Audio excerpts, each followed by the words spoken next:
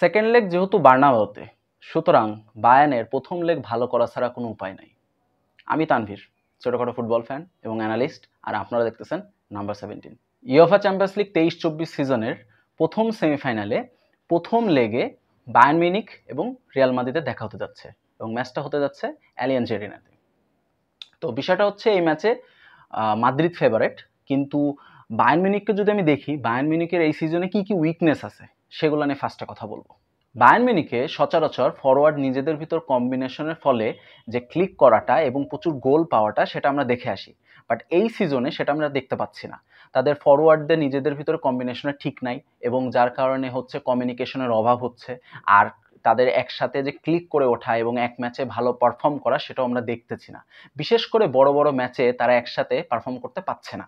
আর একই সাথে যদি রিয়াল মাদ্রিদের ডিফেন্স নিয়ে কথা বলি, গত ম্যাচে কোয়ার্টার ফাইনালের সেকেন্ড লেগে ম্যানচেস্টার সিটির সাথে যে ব্রিলিয়েন্ট ডিফেন্স দেখাইছে রিয়াল মাদ্রিদ, তারপরে আমার মনে হয় না বায়ার্ন মিউনিখের যদি ফরওয়ার্ড এই ম্যাচে ক্লিক করতে না পারে, স্পেশালি প্রথম লেগে, তাহলে বার্নাবাউতে যে ওই চাপে পারফর্ম করাটা এতটা সহজ হবে। স্পেশালি এই সিজনে রিয়াল মাদ্রিদের ডিফেন্স খুব ভালো কাজ করতেছে। সো যদি বায়ার্ন মিউনিখকে জিততে হয় তাহলে প্রথম লেগে অ্যাগ্রেসিভলি ফুটবল খেলতে হবে।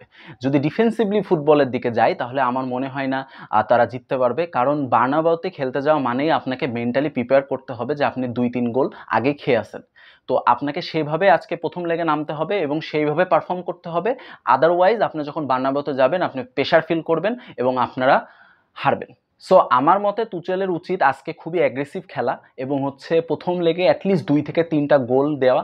আদারওয়াইজ বার্নাবাউতে যে ওই প্রেশারে পারফর্ম করা এবং গোল করা আসলে কঠিন হয়ে পড়বে। শুধুই বায়ার্নের অ্যাটাক না, যদি ডিফেন্স নিয়ে কথা বলি, ডিফেন্সে কিন্তু ডায়ার খেলতেছে, সাথে একজন ডেলিট অথবা উপমাকানো যে কোনো একজন পার্টনারশিপ করে খেলতেছে। কিন্তু প্রশ্ন হচ্ছে যে আজকে বা বার্নাবাউতে যখন খেলা হবে, তো তখন মাদ্রিদের যে ফরওয়ার্ড আছে ভিনিসিয়াস, রদ্রিগো এবং হচ্ছে বেলিংগাম, সো খুবই স্পিডি একটা ফরওয়ার্ড, সাথে সাথে আবার ভালভার্দে বক্স টু বক্স খেলে।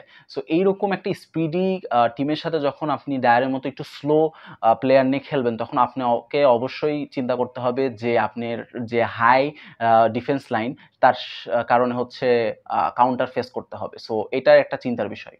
আর আমার মনে হয় আনচেলত্তির এই অ্যাপ্রোচটাই থাকবে, যেহেতু আনচেলত্তি জানে যে হচ্ছে বায়ার্নের ডিফেন্স লেভেল অনেক হাই এবং হচ্ছে একটু স্পিডি প্লেয়ার তার স্কোয়াডে থাকার কারণে সে হচ্ছে কাউন্টারকে বেশি ফোকাস করবে। হ্যাঁ, ডিফেন্সিভলি একেবারে ম্যানচেস্টার সিটির মতো ওরকম ডিফেন্সিভলি খেলবে না, বাট অবশ্যই কাউন্টারে যাবে এবং হচ্ছে রদ্রিগোকে এবং ভিনিসিয়াসকে প্রপারলি ইউজ করবে বেলিংগাম দ্বারা। সো রিয়াল মাদ্রিদের এই যে মেন্টালিটি যে 2-3 গোল আগে থেকেই খেয়ে বসে আছি এবং আমাকে ওইভাবে অ্যাটাক করতে হবে, গোল করতে হবে, এই যে একটা মেন্টালিটি যেটা নিয়ে ওরা খেলতে নামে, যার ফলে আমার মনে হয় যে ফ্রি স্টাইল ফুটবলকে প্রপারলি ইউজ করতেছে ফরওয়ার্ড পজিশন থেকে ভিনিসিয়াস, রদ্রিগো।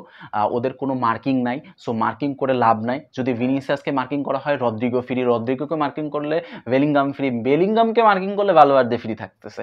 সো এই মোমেন্টে আমার মনে হয় না যে তুচেল 2টা লেগ মিলে হচ্ছে হারাইতে পারবে আনচেলত্তিকে।